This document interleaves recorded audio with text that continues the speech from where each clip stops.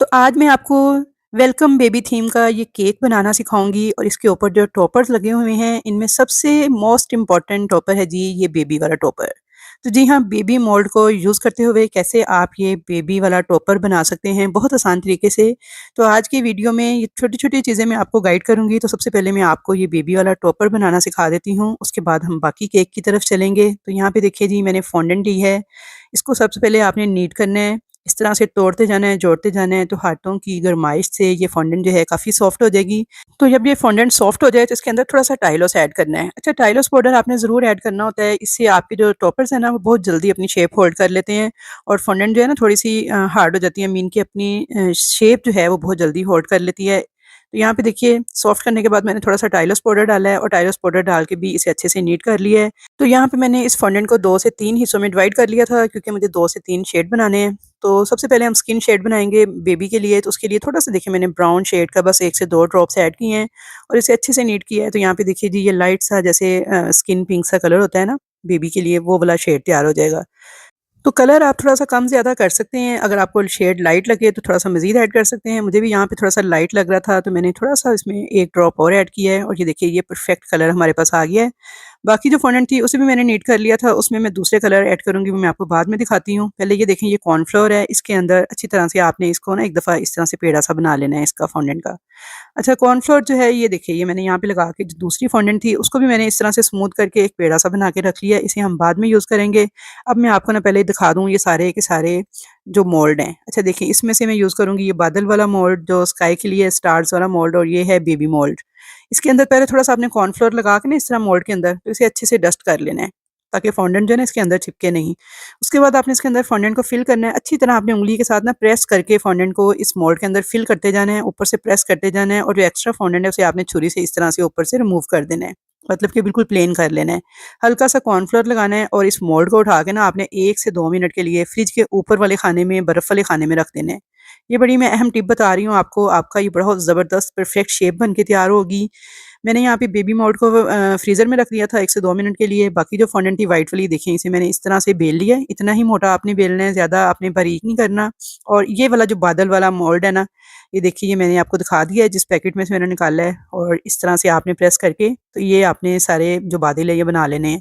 क्योंकि ये हमने केक पे यूज़ करने हैं तो इसलिए ये मैंने सारी शेप्स जो हैं इसकी कट करके रख ली थी। अब इसमें से बाकी मैंने स्टार वाला भी आपको दिखाया है, ये आप पैकेट्स आप देखते जाएँ, ये वाले मैं यूज़ कर रही हूँ और ये सारे मैंने बेक हाउस से मँगवाए हैं, कुछ बेक अवे से भी मँगवाए हैं। तो बेकिंग का सामान आपको कभी भी एक जगह से नहीं मिलता, 2 से 3 जगहों से ही आपको ऑर्डर करना पड़ता है, क्योंकि हर चीज़ कहीं न कहीं आउट ऑफ स्टॉक होती है। तो लेकिन मैं ज़्यादातर बेक हाउस और बेक अवे, यही 2 वेबसाइट्स हैं जहाँ से सामान मँगवाती हूँ। तो यहाँ पे देखिए, बाकी जो था ये स्टार वाला प्लंजर, इसकी मदद से मैंने सारे स्टार्स जो हैं वो भी निकाल लिए थे। अच्छा, ये प्लंजर जो है ना, इनको यूज़ करना बड़ा ईज़ी है। ये देखिए, बस इस तरह से आपने प्रेस करना है अच्छे से और उसके बाद आपने इसे ऊपर रख के पीछे से प्रेस करना है, तो देखिए ये बाहर आ जाते हैं। तो यहाँ पे देखेंगे, ये स्टार्स मैंने 2 टाइप्स के और साथ में बादल जो हैं ये कट कर लिए थे। यहाँ पे ये राउंड कटर था, इसके साथ मैंने फॉन्डेंट के ये वाला मैंने ऊपर इम्प्रेशन दिया था और अब मैं इसे राउंड शेप में इस तरह से काट लूँगी। इसमें मैंने थोड़ा-सा स्काई कलर ऐड किया था। अच्छा, वीडियो इतनी मैं तेज़ चला रही थी और इतनी मैं लंबी हो गई है ना छोटे-छोटे स्टेप रिकॉर्ड करते-करते, लेकिन मेरी कोशिश थी कि मैं आपको सारी चीज़ें दिखा दूँ ताकि आपको समझ आ जाए कि किस तरह से आपने इन सारी चीज़ों को यूज़ करना है और आपको ये भी पता चल जाए कि कस्टमाइज़ केक महँगे क्यों होते हैं। कितने सारे देखें इसमें मैंने मोड यूज़ किए हैं और ये सारे के सारे डीसी पे करके जब आप मँगवाते हैं ना तो आपको लग पता जाता है। अच्छा, यहाँ पे देखिए, ये मैंने फ्रीज़र से निकाल लिया था 2 मिनट के बाद और इसे इस तरह से आपने प्रेस करके ना हल्का-हल्का पहले ऊपर से आपने इसे खोलना है और प्रेस करके निकालना है, तो देखिए कितनी परफेक्ट शेप इसकी बन के निकल आती है। क्योंकि छोटे-छोटे इसके अंदर वो चीज़ें हैं, तो वो अगर आप नहीं ना ठीक तरह से करेंगे तो फॉन्डेंट अंदर जुड़ जाएगी या इसकी शेप खराब होगी। यहाँ पे देखिए, बिल्कुल परफेक्ट बेबी की शेप बन के निकल आई है। तो ये एक छोटी-सी टिप थी। तो ये देखिए जी, मैं इस तरीके से बनाती हूँ। अक्सर ये वेलकम बेबी केक के ऊपर लगाना पड़ता है बेबी, तो इस तरह से आपने निकालना है। अच्छा, यहाँ पे देखिए, ये मैंने जो ब्लू फॉन्डेंट थी ना उसी के साथ ही बच्चे का ये छोटा-सा मैंने एक निकर और साथ में इसकी कैप तैयार की थी। तो ये छोटी-छोटी डिटेलिंग देखें, ये ऐड करते-करते बहुत ज़्यादा टाइम भी लगता है। अब यहाँ पे देखिए, ये मैंने इसे अच्छे से पहले कॉर्नफ्लोर को साफ़ किया है ब्रश के साथ, यानी बेबी को नीट कर लिया है। तो ब्रश के साथ ये सारा मैं ना कॉर्नफ्लोर इसका साफ़ कर रही हूँ। अब देखिए, ये एडिबल मार्कर है, ये भी मैंने बेक हाउस से मँगवाया था। इसके साथ ना आपने इस तरह इसके बालों को हल्का-हल्का सा ब्लैक कर लेना है। जितने भी इसके बाल हैं सर के ऊपर ना, इनको आपने हल्का-हल्का सा इस तरह शेडिंग कर देनी है, तो ये ब्लैक से हो जाएँगे। ठीक है? साथ ही देखें, बेबी भी सही लगने लग गया है, बाल थोड़ी-सी इसमें शेडिंग की है ना, इसमें ब्राउन शेड भी आप दे सकते हैं, ब्लैक भी दे सकते हैं। लाइट सा ब्लैक भी जैसा आपको चाहिए वो आप दे सकते हैं। मैंने यहाँ पे ब्लैक दिया है, थोड़ा सा मैंने देखें उसकी आई बॉल को भी ब्लैक किया है और ऊपर से आईब्रो को भी ब्लैक किया है। अच्छा ये है जी एडिबल मार्कर, ये मैंने आपको दिखा दिया है, ये मैंने बेक हाउस से मंगवाया था। अब देखें ये टाइलोस ग्लू लगाई है आपने, इस तरह से इसकी निकल को और इस तरह से आपने इसे अटैच कर देना है बेबी के ऊपर, इसे जोड़ देना है और इसी तरह कैप के ऊपर भी टाइलोस ग्लू लगा के उसके सर के ऊपर आपने इस तरह से दे देनी है। अच्छा टाइलोस ग्लू क्या चीज़ है, टाइलोस पाउडर को आपने हाफ़ टी स्पून लेना है और 2 से 3 टेबल स्पून पानी के अंदर डाल के ना 20-25 मिनट के लिए रख देना है, तो टाइलोस ग्लू तैयार हो जाती है। ये देखिए, ये एडिबल होता है ये सारा कुछ जो आपने केक पे लगाना है, तो इसलिए आपने इस तरह से ये बेबी तैयार कर लेना है। यहाँ पे देखेंगे केक के सारे टॉपर्स मेरे तैयार हैं, बादल भी तैयार हो गए हैं सारे के सारे और स्टार्स भी और ये बेबी भी और बेबी मैट भी। बेबी मैट में मैंने आपको दिखा दिया है कैसे बनाया है मैंने। तो चलें जी टॉपर सारे तैयार हैं। अब सबसे अहम बात, इन टॉपर्स को ड्राई कैसे करना है। बहुत ज़्यादा लोग इस बात पे कंफ्यूज होते हैं क्योंकि व्हिप क्रीम के ऊपर स्लिप कर देते हैं टॉपर अगर ये सॉफ्ट रहें। तो इनको ड्राई करने का बड़ा ही आसान सा तरीका आज मैं आपको बताने लगी हूँ। पहले आप ये देख लें सारे टॉपर्स मेरे रेडी हैं, बादल भी और सारे, और इनको ना आपने इस तरह किसी स्टील की या फिर किसी चीनी की प्लेट में इस तरह सारे टॉपर्स अलग-अलग अरेंज कर लेने हैं। दूसरी तरफ देखिए मैंने केक को बेक होने के लिए रखा हुआ था। लाइट आज फिर मेरी इत्तेफाक से नहीं आ रही थी तो केक को मुझे बेक करना पड़ा पतीले के अंदर। यहाँ पे देखिए केक हमारे परफेक्ट बेक हो गए थे, मैंने चेक करके आपको केक भी दिखा दिए हैं। तो ये देखिए वनीला स्पॉन्ज थे ये और ये मेरे बिल्कुल एग्जैक्ट रेडी थे। अब इनको मैं निकाल लूँगी और इस स्टेज पे क्योंकि पतीला मेरा काफ़ी ज़्यादा गर्म है, तो क्या करेंगे फ्लेम ऑफ कर देंगे और केक्स को निकालने के बाद इस पतीले के अंदर इस प्लेट को आपने रख देना है जिसके अंदर आपने सारे टॉपर्स बना के रखे हुए थे। तो इनके उसको आपने कवर कर देना है फ़ौरन से और सिर्फ़ आपने 2 से 3 मिनट तक इसको ना इसी तरह गरम पतीले के अंदर रहने देना है। अगर आप ओवन यूज़ कर रहे हैं तो इसी तरह सेम यही प्रोसीजर आपने ओवन के अंदर करना है कि आपने केक्स को निकाल लेना है, ओवन को ऑफ़ कर देना है और उसके अंदर अपने सारे टॉपर्स को रखना है सिर्फ़ 1 से 2 मिनट तक और 1 से 2 मिनट के बाद ना जब आप इनको निकालेंगे ना, तो ये देखिए ये सारे के सारी फॉन्डेंट ना सॉफ्ट हो चुकी है। अब आपने इसे हाथ बिल्कुल नहीं लगाना, बस इसी तरह से आपने इसे पंखे के नीचे छोड़ देना है या फिर किसी भी हवादार जगह पे छोड़ दें। जैसे ही इसे हवा लगेगी ना तो ये बिल्कुल सख्त किस्म के टॉपर्स सेट होके ना अपनी शेप होल्ड कर लेंगे। तो ये है जी टॉपर्स को ड्राई करने का सबसे आसान और परफेक्ट तरीका।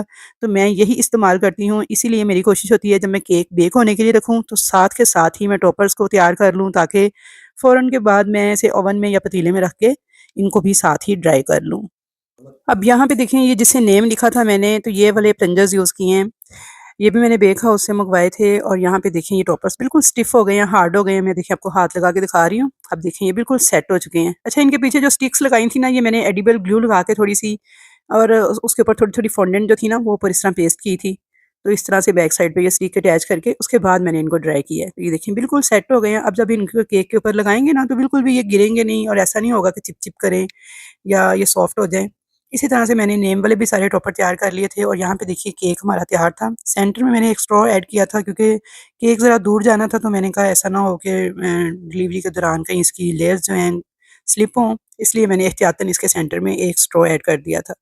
अच्छा जी, केक बनाने का तरीका, केक को फाइनलाइज़िंग करने का तरीका, क्रम्ब कोट करने का तरीका, ये सारे तरीके मैं आपके साथ पहले शेयर कर चुकी हूँ।